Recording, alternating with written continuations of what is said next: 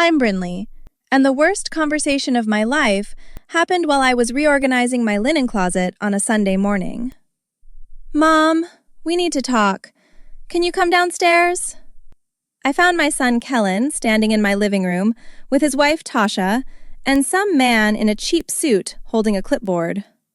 What's going on? Kellen wouldn't look at me directly. This is Reed Holloway. He's a real estate agent. We've listed the house. I laughed because surely I'd misheard. You've what? Listed your house for sale. The market's hot right now, and Tasha and I need the equity. You have 24 hours to pack your essentials. Reed's already got 3 showings scheduled for tomorrow. The room tilted slightly. Kellen, this is my house. Technically, it's the family house. Dad left it to both of us. Your father left it to me. You were 7 years old when he died. There was no both of us. Tasha stepped forward. She was wearing designer sunglasses indoors. Brinley, we're not trying to be difficult, but Kellen has legitimate legal standing here. His father's estate was settled 16 years ago. I was the sole beneficiary. Kellen inherited his father's coin collection and savings bonds, which I gave him when he turned 18. Reed cleared his throat. Ma'am, I have documentation showing joint ownership. You have fraudulent documentation. Let me see it. Kellen's jaw tightened.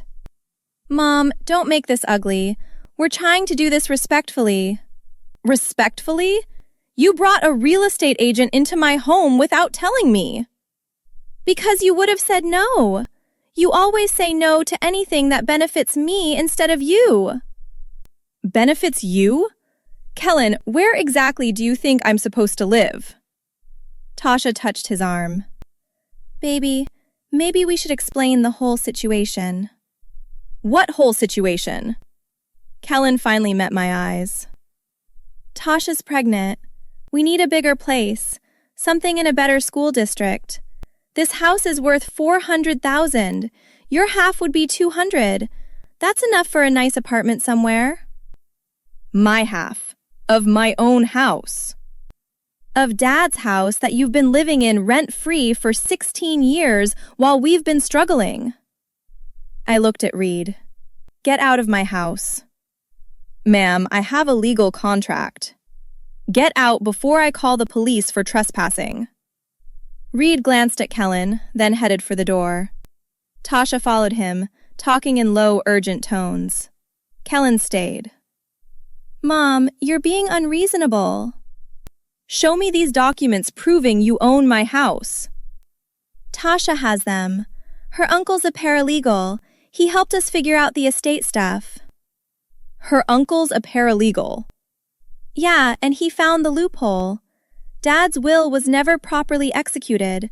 Something about witness signatures. That means the estate defaults to intestate succession, which means I'm entitled to half. My phone was in my pocket. I pulled it out and called my neighbor Veronica, who's been a real estate attorney for 20 years. Brinley, what's wrong? Can you come over, right now? I need you to look at something. Give me 5 minutes. Kellen was pacing. You're calling a lawyer? Mom, seriously? We're family. Family doesn't try to steal each other's homes.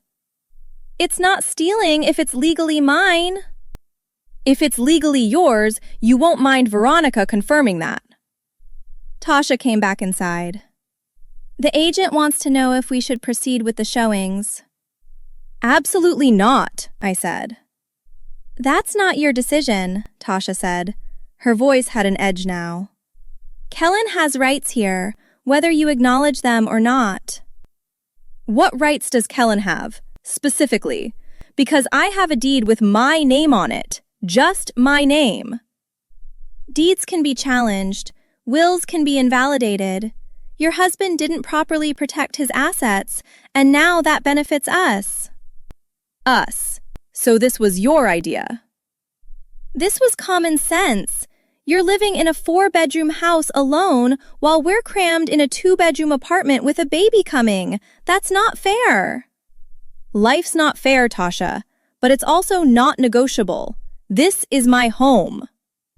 Veronica knocked and let herself in. She looked from me to Kellen to Tasha and back. What's happening? My son says he owns half my house. His wife's uncle, the paralegal, found a loophole. Veronica's face hardened. Show me everything. Now. We sat at my kitchen table, me, Veronica, Kellen, and Tasha.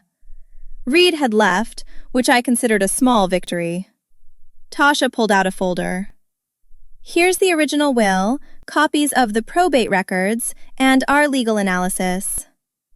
Veronica read in silence for 3 minutes. Then she looked up. This is garbage. Excuse me? Tasha said. This legal analysis is worthless. The will was properly executed. 2 witnesses, notarized, filed correctly. There's no intestate succession claim here. The signatures are fine. Whoever told you otherwise either lied or doesn't know basic probate law. Kellen's face went red. That's not possible. We paid Uncle Jerome $500 to review this. Then Uncle Jerome owes you $500. Brinley owns this house outright. You have 0 legal claim. Tasha stood abruptly. We need to leave, now. Sit down, Veronica said. It wasn't a suggestion. You can't tell me. I can report attempted fraud to the Bar Association and the police. Sit down. Tasha sat. Kellen looked like he might vomit. Veronica leaned forward. Did you forge any documents? Sign Brinley's name to anything? Silence. Kellen, I said. Answer her. Just the listing agreement. Reed needed a signature from both owners, so I signed your name. But that's not fraud. That's forgery, Veronica said. That's a felony. Tasha grabbed Kellen's hand. Baby, don't say anything else. It's too late for that, I said. What else did you sign my name to? Kellen stared at the table. What else, Kellen? A home equity loan application. We got pre-approved for $80,000. The kitchen went silent, except for the refrigerator humming. Veronica spoke carefully. Did the loan go through? We were waiting for the final approval. Should have come through this week. Jesus Christ, Veronica whispered. I couldn't feel my hands. You tried to take out a loan against my house using my forged signature.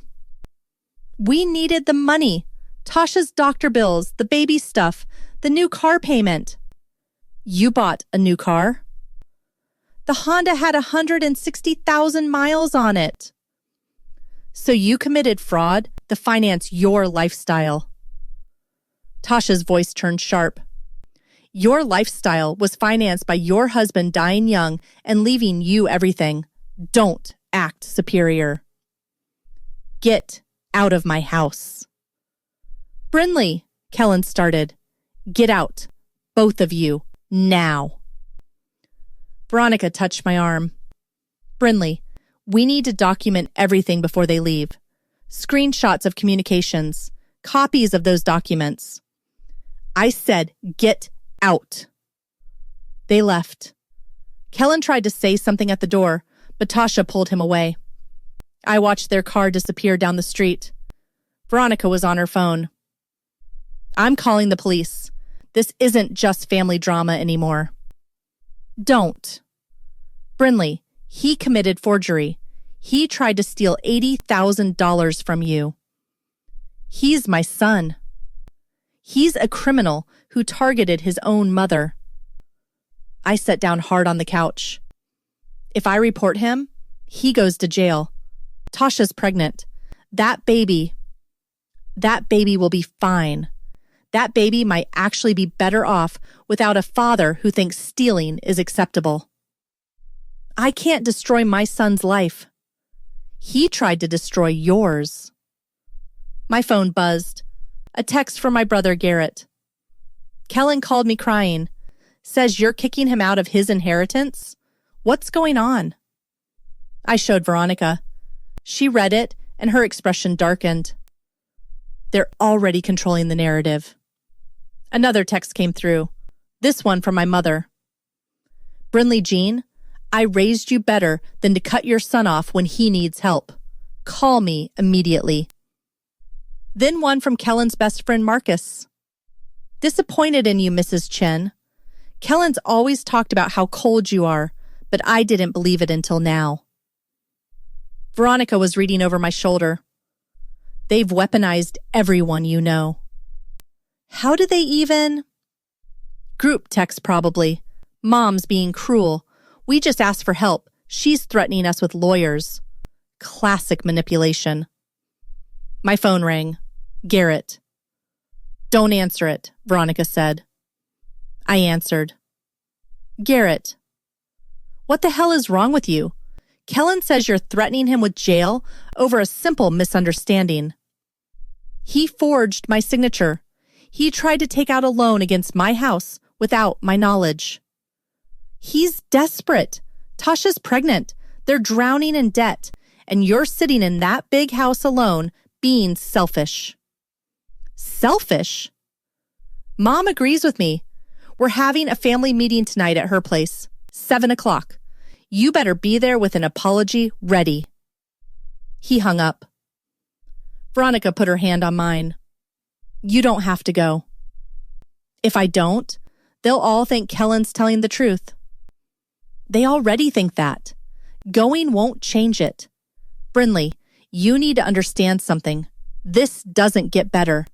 This only gets worse from here. I went to my mother's house that night. Mistake.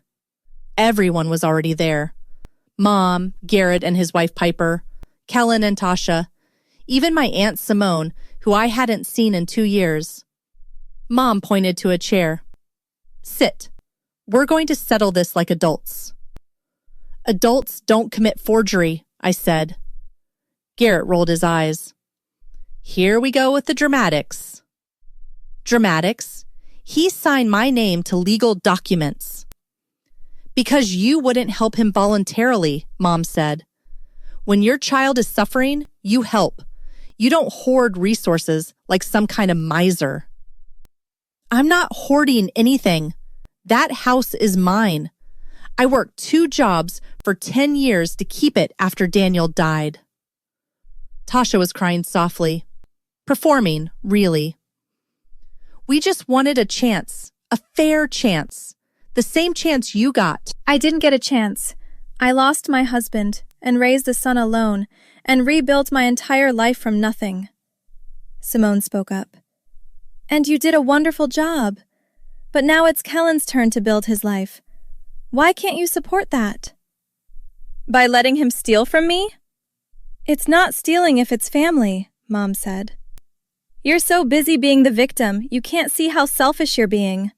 That house is too big for one person. Kellen has a baby coming. What kind of grandmother prioritizes real estate over her own grandchild? My throat was closing. You're all acting like I'm the villain here. Because you are, Garrett said. Kellen made one mistake.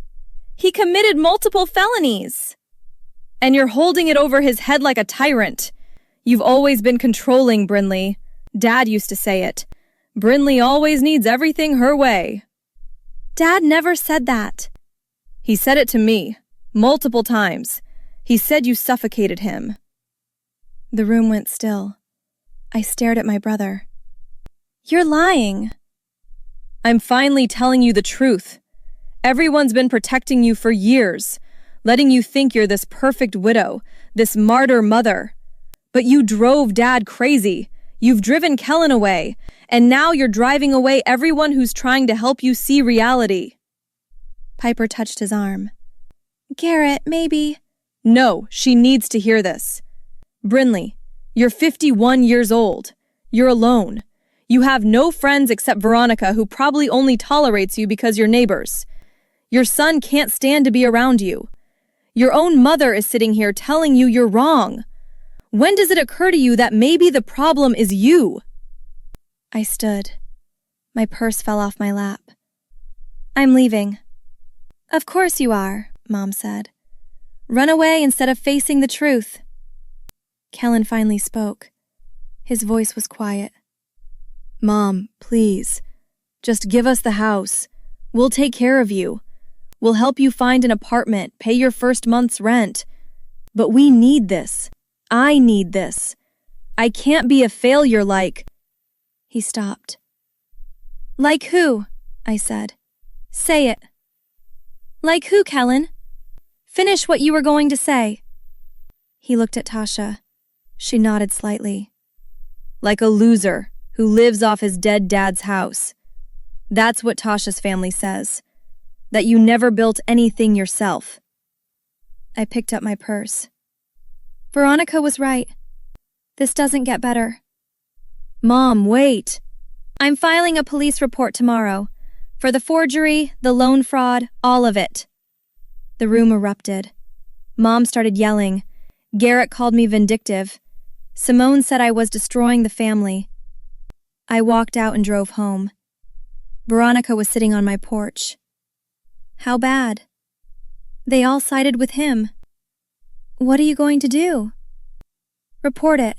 File charges. Good. I already drafted the police report. We file tomorrow morning. 3 weeks later, Kellen was arrested. The loan company had flagged the forged signature and contacted authorities.